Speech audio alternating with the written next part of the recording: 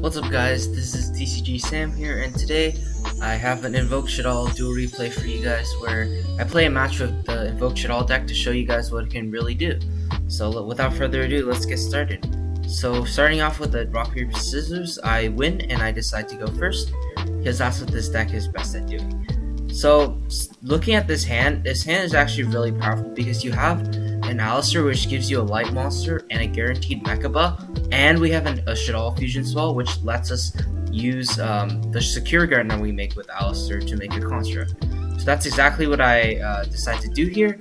I decide to make my secure garden play with the aleister, and then activate the Shaddoll fusion in my hand to make a construct using Hedgehog and the secure garden. And I decided to use Hedgehog over Beast because I wanted to guarantee myself to get a Shaddoll card for next turn for my Shaddoll fusion play. So anyways, I add Schemata for my deck to my hand, and note the reason I summon Shaddoll Construct up here is it's because I know I'm not going to be able to get another monster on board that I'm going to be able to link with, so I need to put it up here to link into Gravity Controller so I can add my Shaddoll Fusion back to my hand for my opponent's turn. So anyways, Shaddoll Construct sends Wendy from my deck to the grave and summons a beast face down from my deck. I decided to upstart here because I thinned out my deck as much as I could, and I drew a Shaddoll, which is alright because it definitely gives me a play for next turn.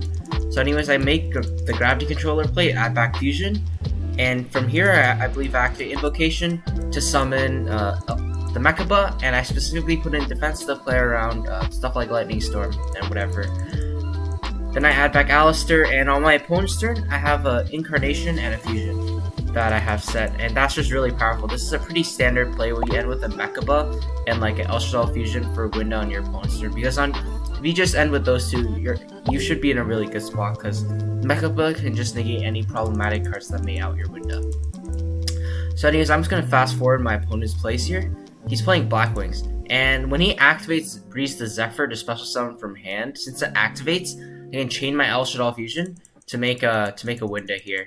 And that locks him into only summoning once per turn, and of course that's going to be it for game 1 because he can't really out it. And that just goes to show how powerful even just a single winda is against most of the top meta decks right now, and especially rogue decks as well.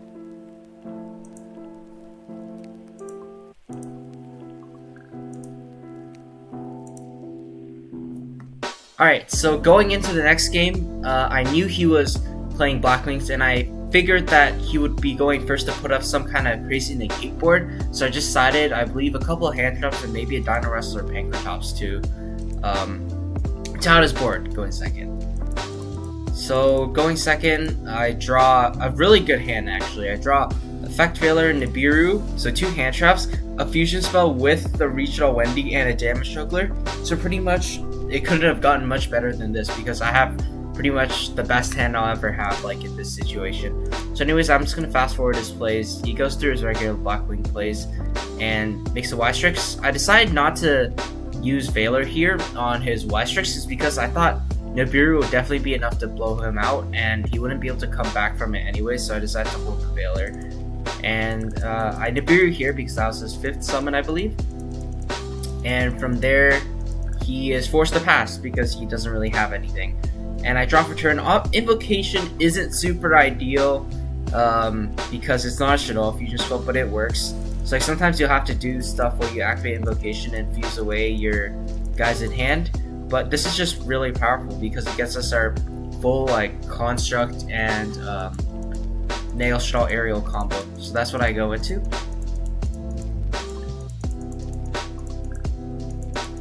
So before I do that, actually, he's gonna Lancia. And that actually puts a bit of a wrench in my plans because I can't really do the Nail Shaddoll aerial combo. But the thing is, since Shaddoll Incarnation is a trap, I can use it as a quick effect to banish itself to chain to the Lancia, so I can banish any one of my Shaddolls to actually summon it back with aerial to get more fusion material, and that's exactly what I do. I chain it to Lancia, flip aerial up, and I summon my Schemata back to the field. Just for link material. And I decide from here I can't really do much because I actually don't play the aleister fusion, which is kind of a problem here because if I was able to summon the aleister fusion using like these two for example, then I would have a free invoked fusion monster on top of my board to actually put up some presence. But since I didn't play it, I was forced to just attack for some damage and hope to see another turn. So I'm just gonna fast forward through his plays. He has to drop his hand because of course he failed with Allure of Darkness. So then we decide to play again, and I just wanted to show you guys, continually show you guys what this deck can do. So even though it's we already finished the match, I'm just gonna continue with the video. Anyways, I'm going second once again, and this time I actually don't draw any hand traps, so that's pretty bad. It allows him to just make his full board.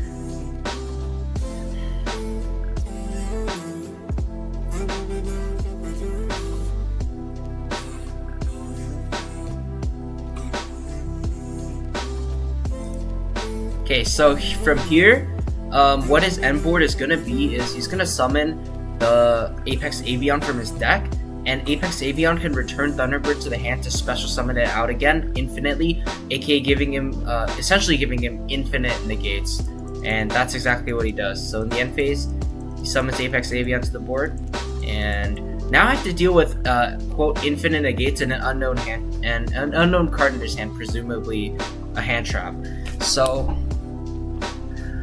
So anyways, what I decided to do is bait out the Apex Avian with my Upstart Goblin because I know he's gonna negate, because he has no reason not to, right? Technically has infinite negates where you can't really, where I can't really play anything that he's gonna be unable to negate. So that's why I decided to Upstart Goblin to try to bait out the Apex Avian. That is so I can chain my Yugioh Shaddoll Fusion to pretty much fuse away into like an Apgalone, then chain block the Apgalone to try to negate something on his board. But unfortunately, the Simorgh Bird of Sovereignty's effect is you can't actually target a card or a Wing Beast monster this card points to with card effects, which is actually really huge here because that prevents me from being able to Apgalone negate it. And also a huge misplay I made here that probably ended up costing me the game was I didn't summon Apgalone to the extra monster zone to be able to make my gravity controller, because if I was able to make my gravity controller, I could have been able to Apgalone, first swing over Thunderbird, then force out like a negate with an aleister or something, and then turn this into a gravity controller, add Shaddoll Fusion to my hand, and since he has an extract monster, I can activate Shaddoll Fusion and just win from there. But like, I wasn't really thinking too hard about it, so I summoned Apgalone here, and you're gonna see that it actually cost me the game since I didn't summon it in the extra monster zone. Then anyways, I go on with the a chain block the Apgalone because I thought I could negate the Avian, but turns out I can't. But what I'm gonna do here is since I use Squamata as fusion material, I'm gonna dump Beast to try to hopefully draw like a Dark Ruler no more or something, or an out to his board. But he negates the Beast effect with Avian, and it's obviously the Thunderbird summons itself again. So I have to just run it over. And then main phase 2, I was thinking here, maybe I could normal summon aleister, and if he negates, then I would have been able to do the play I mentioned earlier with the gravity controller, if this was up here, and just win from there. But unfortunately, I didn't think about that at the time. So you're going to see that it pretty much ends up costing me the game, like I said. So at this point, I decided to actually hold aleister in Invoker because I knew I was going to be able to survive a turn with Apgalone since it can't be destroyed by battle. And I was thinking next turn, maybe if I draw something, then the aleister will be able to be put to more use. Because I didn't want to just normal aleister and have him negate it and then just summon it back out with some more during the end phase. So anyways, I ultimately decided to end up setting Shaddoll Hedgehog to try to stall out a turn and maybe Circuit Fusion if he forgets to negate or something. So he actually makes Draco Berserker the Tenny, which is actually a surprisingly good card for what it is. But like I said, Apgalone can't be destroyed by battle, which is just really powerful here. I actually let him take back his move where he forgets to attack the Hedgehog because that's actually pretty important. And he ultimately decides to negate it and summon it back out in the end phase, which of course makes sense. So from here, all I can do is just hope I draw something. And I drew another aleister, which isn't super great, but isn't the worst either, because now I have a guaranteed way to beat over Draco Berserker the 10E by giving Apclone 1000 attack. And I also assumed that if he negates the first one, then I can just aleister this and beat over that and just have a really big monster that he can't out on the board.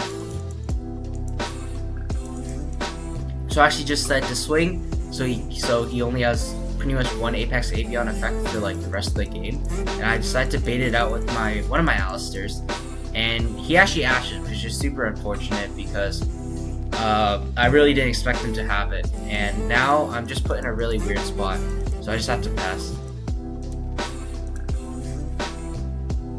Makes the Draco Berserker the 10E play, so it just does a lot of damage to me. So from here, I actually normal aleister in the hopes of baiting this out, but he turns out he decides not to negate it, which I found really interesting because it gave me an extra body on board to make a live play. So I believe that's what I do next. I make a Almirage and a Secure Gardener and force out his Avian with Invocation because he has no choice to negate it. Otherwise, I can summon like a big monster and just swing over it, right? So of course he actually has Lancey here. I totally forgot about that. He has Lancey here, which is just extremely unfortunate for me because that pretty much just locks me out of the game, and I really need that invocation to resolve to actually be able to win. So from here, all I can do is really El Shaddoll Fusion, which he negates, and then all I can do is just turn Apclone to defense and hope to survive. So he actually tries to make Trish here, but doesn't realize Trish needs two tuners, sorry. And now we're just playing a grind game where he's struggling down my Apclone, but I'm struggling to do anything in return to him.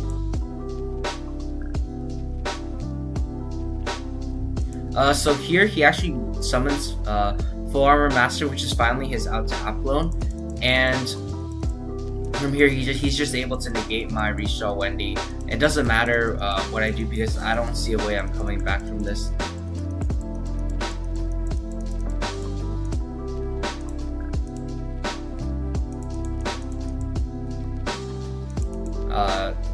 So I activate Apclone's effect to get a beast and hopefully draw a right card, and Dino Mist just really wasn't it. So from here, there's not much I can do except grab an aleister and hopefully do something with Purgatrio, but still, like, Purgatrio is good because it outs his Full Armor Master and his 10E, but I can't really do much after that.